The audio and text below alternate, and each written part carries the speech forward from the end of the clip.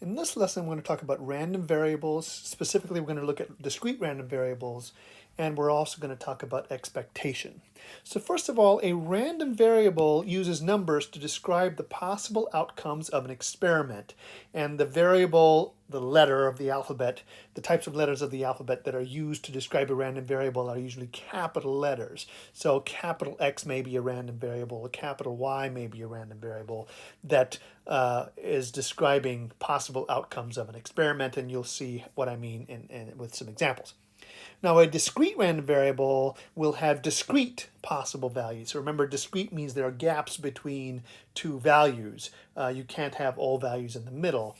Generally speaking, discrete is from counting, but it doesn't have to be, as long as there are gaps between two possible values. A probability distribution describes the probabilities associated with the values of the random variable. So once you know what the values of the random variable are, then when you're performing an experiment, each of those values of the random variable has a certain probability of occurring, and therefore the probability distribution describes those probabilities for the outcomes that you might have. Now, if x, capital X, is a random variable, and if x1 all the way through xn, if those are all the outcomes, the possible values of that random variable, and if p1 through pn, if that list is all of the probabilities associated with those values of x, corresponding values of x, in other words, we're saying the probability that the random variable x is equal to each of these values is given by these probabilities, for all of the 1 through n, then we have three things. The first is that all the probability values are between 0 and 1. Some of them could equal 0 and also possibly equal to 1, but they have to be somewhere between 0 and 1. Secondly, when you add up all those probability values, that sum has to equal 1. That way you know you've covered all possibilities, because the probability that one of those things is going to happen is equal to 1. In other words, something happened. And then finally, that list of probabilities describes the probability distribution of the random variable x. So one way to have a probability distribution is to list them out. Another way is to write a formula, or you could draw it as a graph, or you can put it out as a table. There's lots of ways to describe that probability distribution. This particular way is just one of them. So an example, in fact, the simplest example of a discrete probability distribution would be the uniform discrete probability distribution. An example of that would be, let's say y is the random variable, which represents the outcomes from rolling a standard six-sided die. Then, of course, y has possible outcomes 1, 2, 3, 4, 5, and 6. That's what you might get when you roll the die. And then the probability of each of those outcomes is going to be 1/6. That's why we call it uniform, because they all have the same probability of occurring. In other words, the probability that y is equal to yi, whatever value those might be, is equal to 1/6. Now, if I rolled two dice, then it's no longer a discrete, it's no longer uniform. The probability of different sums on the two dice changes depending on what sum you're looking for. Or if you're tossing multiple coins, then the probability of getting a certain number of heads is not uniform. It changes depending on how many heads you're dealing with. But this is the simplest uniform discrete probability distribution. So here's an example. A magazine store recorded the number of magazines purchased by its customers in a week. We're assuming that they purchase a magazine. So nobody is going to purchase 0. We're not going to consider them a customer. So 23% purchased 1 magazine, 38% purchased 2, 21% purchased 3, 13% purchased 4, and 5% purchased 5. So the first question is, what is the random variable, and state its possible values. So the random variable, and let's just call it x. Didn't say what to call it, so I'm going to call it x. And what is it counting or measuring here? It's counting the number of magazines purchased by a customer.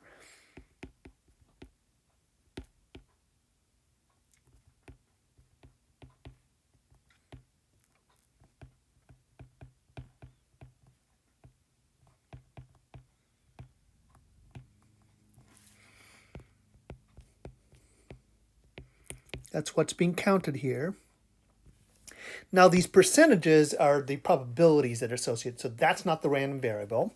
And what are the values of possible values of its of the random variable? Well, x could equal, well, let's see, there were 1 magazine, 2 magazines, 3 magazines, 4 magazines, and 5 magazines. Those were the possible outcomes for the number of magazines purchased by a customer. Again, we ignored the people who came into the store, browsed, and then left without buying anything.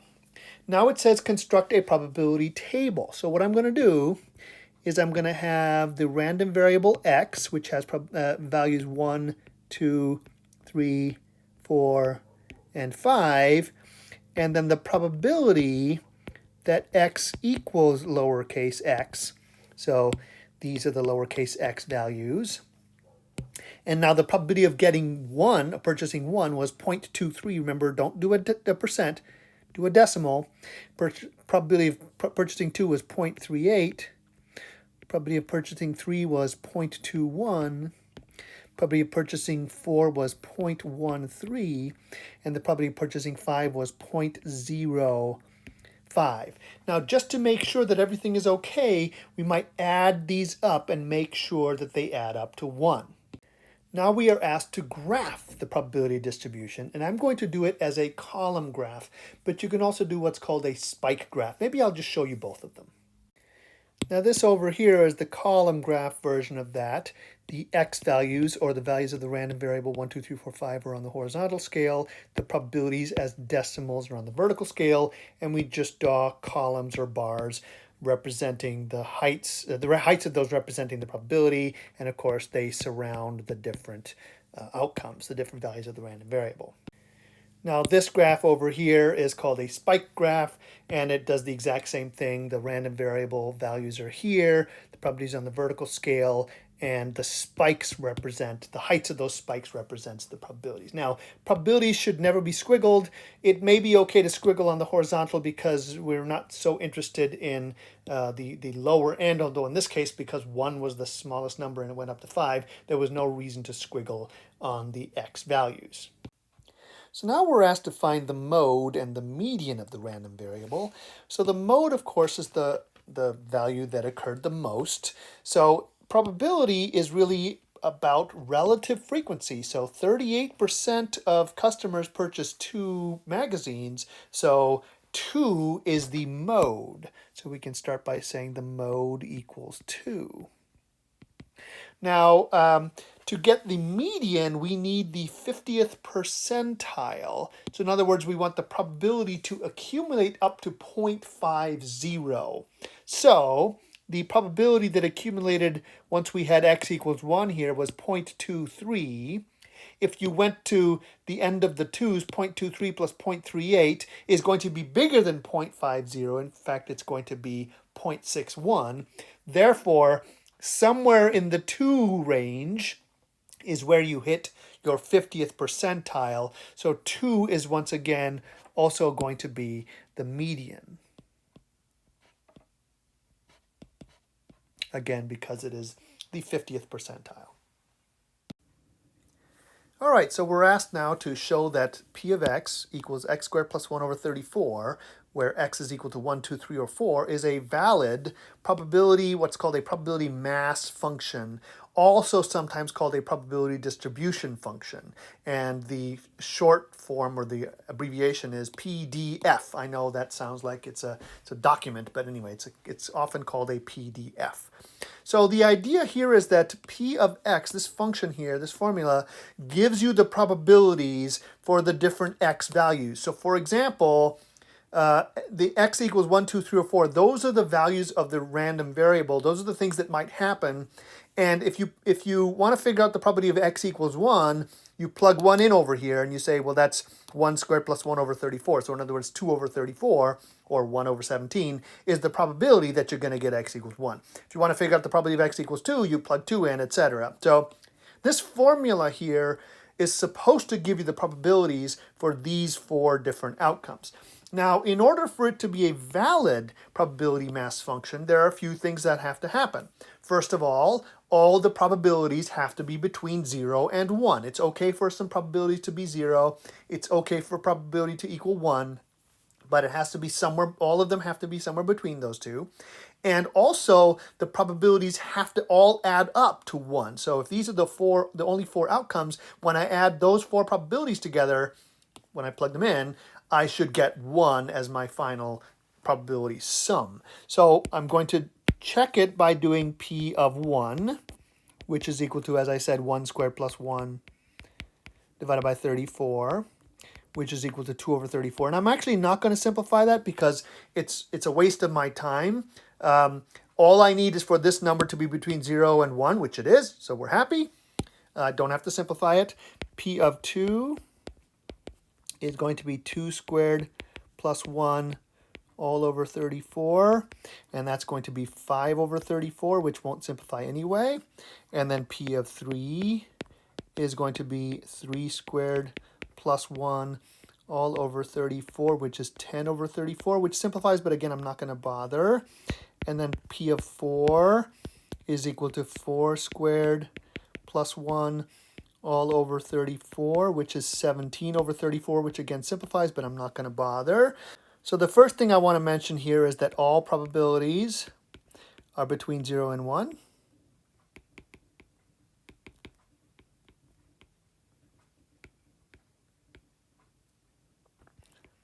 That's a requirement of a probability distribution function or a probability mass function. And the second thing is if I do sigma of the probabilities, let me just write it that way, that's going to be 2/34 plus 5/34 plus 10/34 plus 17/34. And again, by not simplifying, I now have a common denominator, which makes it easier to add, which becomes 34/34 if you do the math there, the arithmetic, which is equal to 1, which is again what we wanted, that all the probabilities add up to 1. Therefore, P of x is a valid PDF. All right, now we're given a problem where 2 marbles are selected without replacement from a bag containing 4 red and 2 blue marbles. And let x denote the number of red marbles selected, and we want to find the probability distribution of x. So first of all, I'm going to draw, in this case, a tree diagram to describe what's going on. Since we're selecting without replacement, I want to list all the possible outcomes. So when I pick the first marble, it is either a red or a blue. The probability that it's a red is 4/6. The probability that it's a blue is 2/6.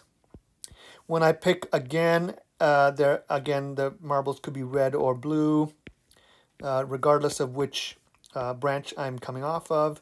So for this first probability being red, well, I already took one of the reds out, so now I'm left with 3 red and 2 blue. So the probability is 3/5 for getting red, and then 2/5 for getting blue, if I'm following from these branches. Now this way I picked a blue first, so now there's 4 red and 1 blue remaining, so this probability here is 4/5, and this probability here is 1/5. So this now lists all the possible outcomes that might happen. Now I want to make a distribution for these, and remember x now is the number of red marbles selected, which could be 0 red marbles, 1 red marble, or 2 red marbles. We do not care what order they were selected. So there's lots of ways I can describe this probability distribution, but I think in this case, the easiest way to do that is a table. So I'm going to make a table. I'm going to have x for the random variable, which could either be 0, 1, or 2, and then p that x equals x for the different probabilities of getting 0 red, 1 red, or 2 red. So in order to get 0 red, well, I would have to do blue, blue. So that's 2/6 times 1/5. I'll do the little calculation in my thought bubble over here. 2/6 times 1/5. If you want, that's really 1/3 times 1/5. So it's 1/15. So the first probability here is 1/15. Now for 1 red, there's actually 2 ways to do that. I could go red, blue, or I could go blue, red. So that's a multiplication, and then because it's a restart, I have to add, and then that's another multiplication. So we have, for the 1 red, we have 4/6 times 2/5 plus 2/6 times 4/5. And again, I could simplify this a little bit. Let me not simplify it right now, and I'll simplify when I'm done. So really this is 8/30ths plus another 8/30ths, so it's 16/30ths, which, since they're both multiples of 2, becomes 8/15ths. So the probability of getting 1 red is 8/15ths. And finally, the probability of getting 2 red would be to go red, red. So it's 4/6 times 3/5,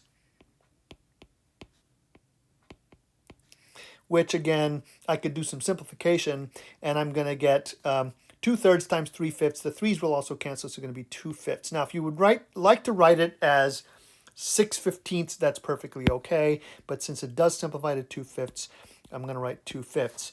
Now, there's a couple things we can do here. We can double check that all of these probabilities are between 0 and 1, which they are. And we can also check that if we add them all up, you get 1. And of course, remember, if we think of it as 6/15ths, that might make it easier. So 1/15 plus 8/15 plus 6/15 is 15/15ths. So everything looks good. So this is the probability distribution of X. So now let's talk about expected value, also known as expectation. So the expected value of a random variable is the average or the mean value of the random variable. So essentially, if you were to perform this experiment a lot, on average, what would the value of that random variable be? Now remember, when you're calculating an average, it doesn't actually have to be one of the values that's possible. So for example, if I talk about the average height of students in a class, well, it may not be an actual height that any student in the class has. It's just the average. Especially if you're comparing 2 people, the average is going to be somewhere in between them. Definitely not one of the values that the 2 people had, unless they were identical. All right, so I'm going to explain this a little bit more detail by way of example. So we have a spinner, which is this one over here on the right. It's spun, and these 4 possibilities are equally likely here because they're evenly spaced. So the average value that shows up, one way to do it is to say, well, it could be a 5, it could be a 10, it could be a 15, or it could be 50. Add them all up and divide by the number of numbers, which is 4. And so you end up with 20. Or another way to think about it is if I factor out 1/4 here, I could have 5 plus 10 plus 15 plus 50, 1/4 times that. Or I could even distribute the 1/4 in and write it as 5 times a fourth, plus 10 times a fourth, plus 15 times a fourth, plus 50 times a fourth. And this is the one I want to focus on. Now in this particular example, the probabilities of the different outcomes were identical. Remember, it's a uniform distribution where all the probabilities are the same. 1/4 is the probability for each of them. So I multiplied the value times the probability of that value. The value times the probability of that value, and then I added them all up. So that's what I want to think about. It's the value times the probability of that value added up. So that is how you calculate expected value of a random variable. Now, of course, if the probabilities are the same, if they're equally likely, or if you have a uniform distribution, this calculation is a little bit redundant. It's a little bit too complicated. This is an easier one. But the vast majority of problems are going to occur where the probabilities are not the same, and therefore the only way to do it is to multiply the value of the random variable times the probability and then add them all up to get the expected value, which we call E of X, capital E of X being the random variable. But again, remember, E of X, or expected value of X, is actually the mean of the probability distribution. So we can also refer to it as mu. So the expected value of X is also known as mu for that random variable. So going back to the magazine example, we had the people coming into the store and buying magazines, and the number of magazines was the random variable. They could buy 1 magazine, 2 magazines, 3 magazines, 4 magazines, or 5 magazines. And then the probability that they bought that many magazines was given over here. 23%, 38%, 21%, 13%, and 5%. So the question now is find the mean number of magazines purchased. So it's just not averaging 1, 2, 3, 4, and 5. That is definitely not the mean, because lots of people bought fewer magazines and fewer people bought lots of magazines. So the mean should be slightly smaller than the middle. It should be on the left side a little bit because there's more stuff going on over there. So to find the mean, let's call it mu. It's also known as expected value of X. What I would do is I would take each of the random variable values and multiply by the corresponding probabilities. So I would take 1 times the 0.23 plus 2 times the 0.38 plus 3 times the 0.21 plus 4 times the 0.13 plus 5 times the 0.05. And then when I calculate this, that becomes my expected value or my mean. And when I use my calculator here, I got 2.39. So the mean or expected value of the number of magazines purchased at the store is 2.39 magazines, which is less than 3, which would have been just the average of 1, 2, 3, 4, and 5, which makes sense that the mean should be a little bit smaller because there's more people buying fewer magazines and then fewer people buying more magazines. So the last topic we want to talk about today is fair games. So we're talking about a game of chance. For lack of a better word, gambling. But it could be something for a good cause. Like it might be a raffle or whatever, where you're basically donating your money with the possibility of winning something. But anyway, when you're playing a game of chance and it costs money to play, and then you win money based on the outcome of some experiment. So, for example, with the raffle, a random ticket is picked, and then you win the prize. And there may be first prize, second prize, third prize, etc. Then the game is considered a fair game if your expected gain is 0. In other words, on average, the amount of money you spend and the amount of money you might get back cancels out. So you basically, on average, you earn 0, whatever, dollars or pounds or whatever currency you're working with. Now the key here is that it's your expected gain. So you have to take the amount of money you spend, and we can call that negative gain, plus then the amount of money you earn back based on whether you win.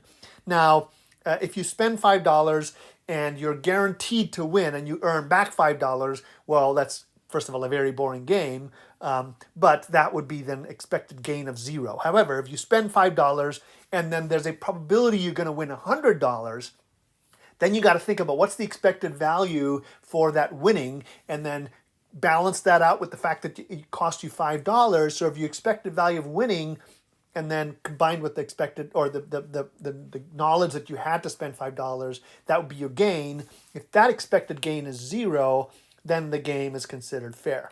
Now, generally speaking, when you're gambling or when you're doing a raffle or whatever it might be, you're not going to be playing a fair game.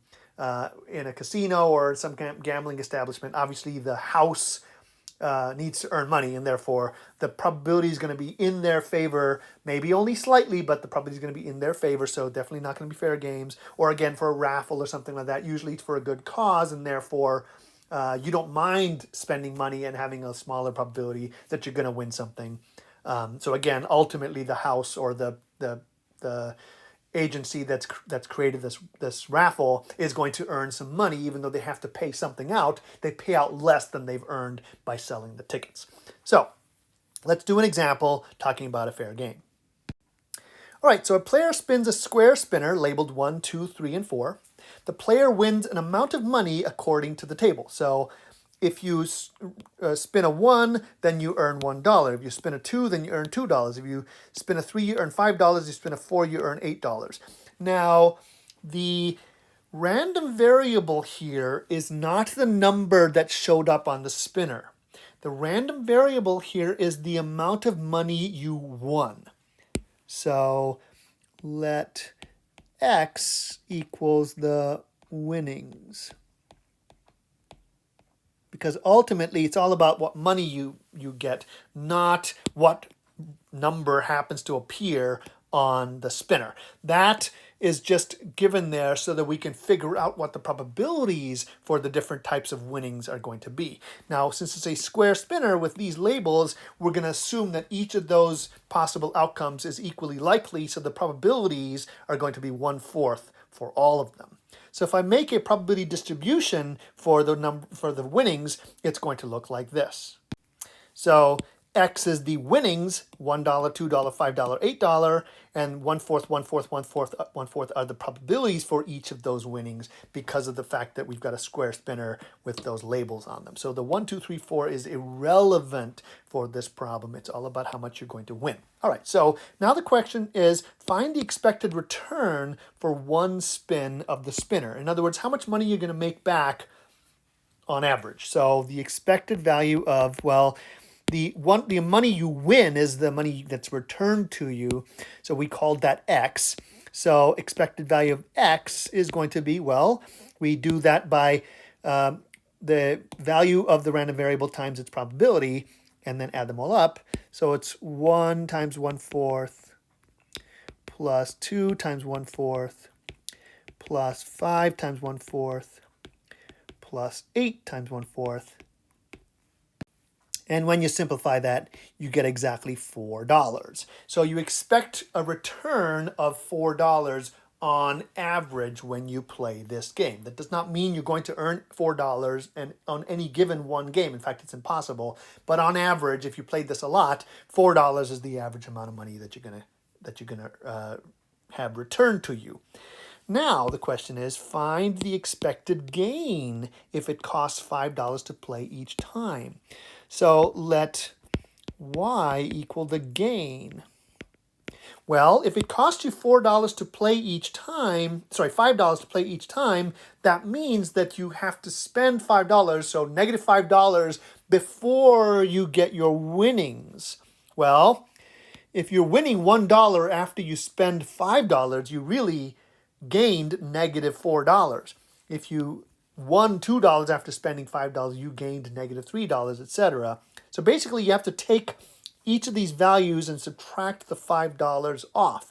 Now, because you're going to be subtracting $5 off from all of them, you can consider that once I know what my expected return is, I know that I'm going to have to spend $5 to play that game, so I could just take $5 off of the expected return from before. So the expected value of y is just going to be the expected value of x minus the $5 that it cost me to play. Now, if you don't like that, you could create a new probability distribution, and you'd have -4, -3, 0, and 3 as the y values matching with these probabilities. Now, of course, expected value of x minus 5 in this case is -1. So on average, you're going to gain -$1 if you play this game. So, part C, discuss whether you recommend playing. Well, if you're expecting to gain -$1, no, I do not recommend it.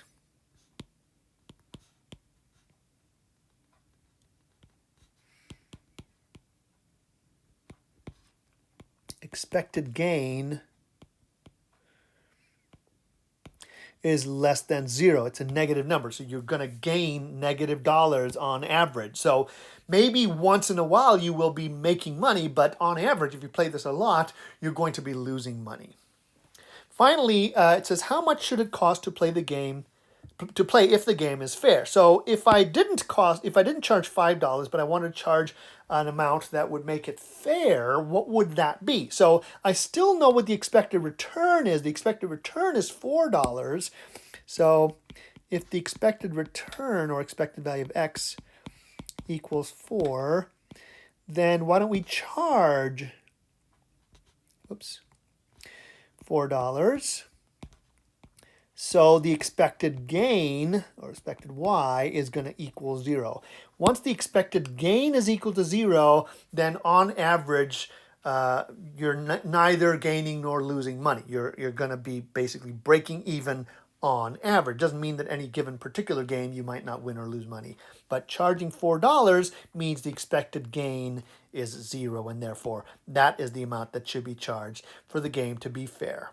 But again, in general, games of chance are not going to be fair if you are playing, at a casino, or if you're doing a raffle or something. There's usually some incentive to try to earn money on the part of the people who are generating or creating or running the game. And that's the end of the lesson.